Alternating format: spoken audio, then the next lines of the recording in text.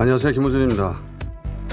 지난주 경북경찰청은 임성근 전 사단장을 불송치하기로 결정했다고 합니다. 임성근 전 사단장은 병사들더러 물에 들어가라 지시한 적도 없고 물에 들어간 것도 몰랐다고 주장하고 있죠. 그런데 초기 해병대 조사에선 사고 3일 뒤인 22일 영결식에서야 수중수색 사실을 알았다 했다가 지난번 법사위 청문회에서는 19일 사고 당일 저녁 7시에 알았다고 답을 바꿨습니다. 본인 주장의 일관성도 유지가 안 되는데 왜 불송치인가요? 이거 경북청이 대통령실 맞춤 결론 내준 거 아닙니까? 김어준 생각이었습니다. 경찰이 이 사건을 가져간 게 300일이 넘었어요. 작년 8월에 가져갔으니까. 그런데 왜 하필 지난주에 임성근 전 사단장 불송치를 결정했느냐. 최상병 특검법이 재통과되는 시점에 딱 맞춘 거 아니냐? 저는 그런 의심을 하는데. 네. 수사심의위원회라는 형식을 빌어서 했습니다. 그런데 그 시점이 왜 하필 지난주냐. 대통령실이 원하는 결론인데 이게 딱 맞춰서 그때 경찰청이 그 시기를 맞춤으로 결론도 그렇고 시기도 내놓은 거 아닌가? 저는 그런 의심을 하는데 그런데 이 수사심의위원회 자체를 무효라고 포7대대장 이용민 중년 법률 대리인 김경호 변호사가 경북경찰청을 직권남용으로 고발했어요. 잠시 후에 그 이유는 직접 들어보기로 하고 자 임성근 전 사단장이 불송치돼야 마땅한가 간단하게만 따져보죠. 임성근 전 사단장 주장 간단하잖아요. 병사들더러 물에 들어가라 지시한 적 없다. 그리고 병사들이 수색을 하는 줄도 몰랐다. 네, 들어가라고 한 적도 없고 들어가서 수색하고 있는 것도 몰랐다예요. 이 임성근 사단장의 주장은. 그런데 부하 지휘관들은 사단 수중 수색 지시를 받았다고 하고 있거든요. 둘 중에 한쪽은 거짓말이죠. 둘 중에 한쪽이 거짓말인데 임성근 사단장이 거짓말을 하고 있다는 정황은 여럿 있었어요. 부하 지휘관들의 증언도 있고 카톡도 있는데 카톡 예를 들면 여러 차례 보도된 임성근 사단장한테 정훈 공보실장이 이렇게 기사를 여러 개 보낸단 말이죠. 수중 수색을 하고 있는 기사를 여러 개 보냈는데 임성근 사단장이 여기다 대고 훌륭하게 공보활동을 이루어졌구나라고 답을 합니다. 근데 저 그걸 못 봤다고 부인하고 있어요. 그때 너무 바빠서 기사들을 자세히 못 봤고 그냥 의례적인 답변만 남기는 거다 이런 취지로 넘어가고 있는데 근데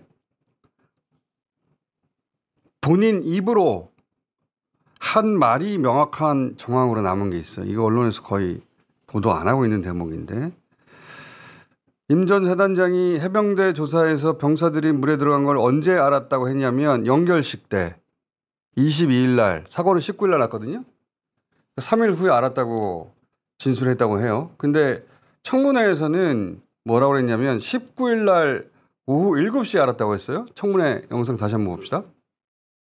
물속에서 작전을 했다는 것을 알았던 게 실종사고 이후 19시 어간에 알았고 실종사고가 난 시간은 09시 04분이었습니다. 그것은 자, 이거는 이제 지난 청문회 때 사고 당일 오후 7시에 알았다고 말을 했죠. 원래 해병대 조사에서는 22일 날 알았다고 했는데 왜 저렇게 바뀌었는지 이유는 모르겠어요. 어쨌든 당일 저녁 7시에 알았다고 청문회에서 분명히 말을 했잖아요. 그런데 저 거짓말입니다. 어떻게 거짓말인지 알 수 있느냐. 사고가 났잖아요. 병사가 사망했잖아요. 그래서 포 7대대장 이용민 중령이 보고를 합니다. 당연히. 처음에는 실종이었기 때문에 10시께 보고를 해요. 보고를 하고 나서 결국 사단장하고 통화를 하게 돼요. 당연하잖아요. 병사가 지금 사망해서 큰 사고가 났잖아요. 그러니까 자신의 상관인 사단장한테 대대장이 보고를 한단 말이죠. 그 통화가 녹취가 없는 줄 알았나 봐요. 임성근 사단장은. 그 녹취가 있습니다. 그러니까 사고 당일날 10시 48분에 사고가 난 지 1시간 40분 흐른 후에 대대장하고 사단장하고 직접 통화를 해요. 그 통화 내용을 들어봅시다. 그러니까 너희들이 네. 뭐 무릎까지 된 데서 들어갔다는 얘기네. 두 사람의 통화입니다. 사고 당일날.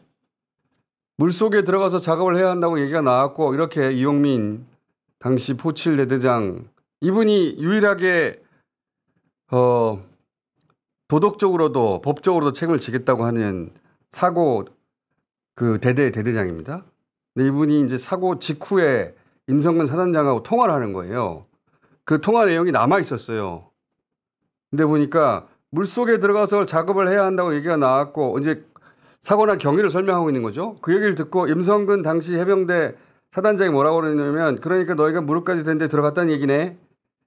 이 얘기를 해요. 이미 사고 나고 난 직후부터 알았어요. 저 통화에서 물속에 들어가서 작업을 했다는 얘기를 하잖아요. 그리고 본인이 무릎까지 들어갔다는 얘기네 라고 얘기를 하잖아요. 그런데 청문회 때 오후 7시에 알았다고 했잖아요. 7시 어간에. 그거 다시 봅시다.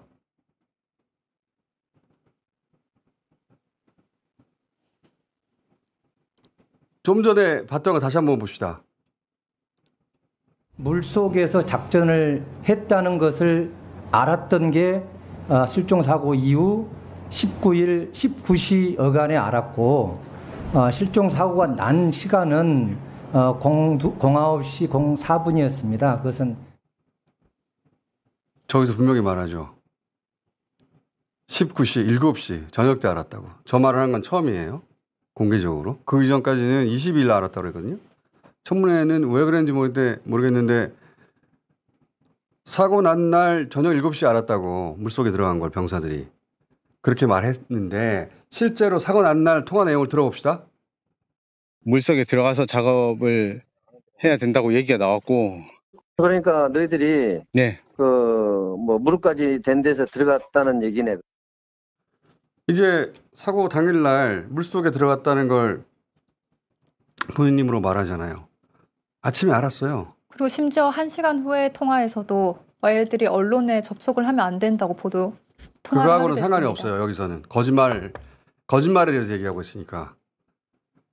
거짓말을 하고 있잖아요. 이미 네. 알고 있었습니다.